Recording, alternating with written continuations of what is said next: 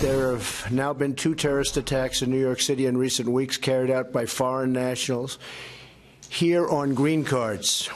The first attacker came through the visa lottery, and the second through chain migration. We're going to end both of them.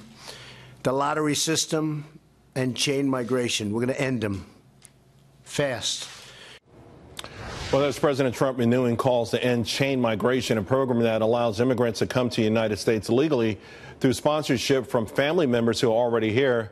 This after we learned that the accused would-be bomber in Monday's New York City terror attack entered the U.S. through chain migration in 2011. Back with us to discuss, Adriana, Cohen, and Christopher Bedford. Adriana, your column today, time to toughen up laws on visas and internet. To me, this seems not even controversial. It seems like a no-brainer. You know, the sort of the chain migration opens up a floodgate, and the lottery thing is just plain stupid. Like, we have to somehow be fair to the rest of the world and give everyone a shot to come to America.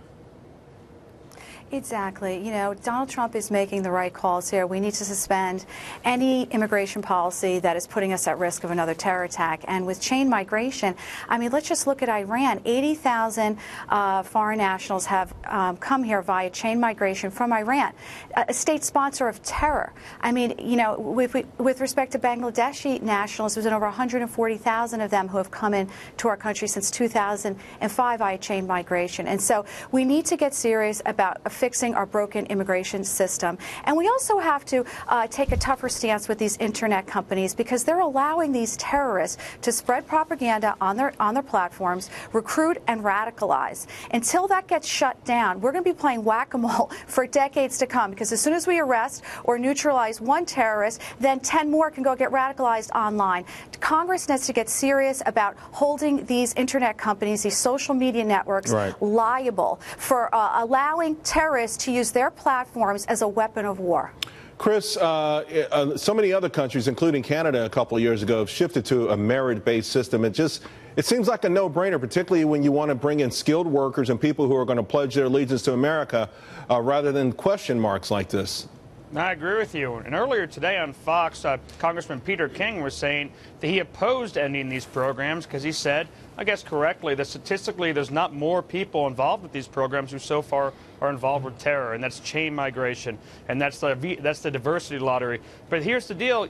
In order to do real vetting, in order to make sure that someone doesn't get radicalized by the internet, the person ought to be able to get along with the community, have neighbors, be friendly, and succeed financially to contribute to the economy. And if you have a merit-based system, then the folks who are coming into this country are going to land on their 2 feet, and they're going to do well, they're going to integrate better in their communities, and you won't have this kind of marginalization that occurs where you have the neighbors of this terror suspect saying, he didn't talk to anyone, we don't know if he was employed, he was really put aside from everyone, and it's because he didn't have the skills to contribute to the U.S. economy. Right. Of course, assimilation is pretty big. A lot of folks don't realize in New York City, one of the reasons we instituted the Pledge of Allegiance was so that kids coming in, that last wave of Europeans, where you had anarchism was huge amongst them, is to make sure that the kids left that back in Europe and felt like they were Americans.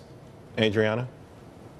Yes, absolutely. And Chris made a great point that if with chain migration, then you're going to have clusters of people only associating basically or primarily associating with family members. We want them assimilating with mainstream America, because then you get these small societies and they're not assimilating. I see that here in Massachusetts.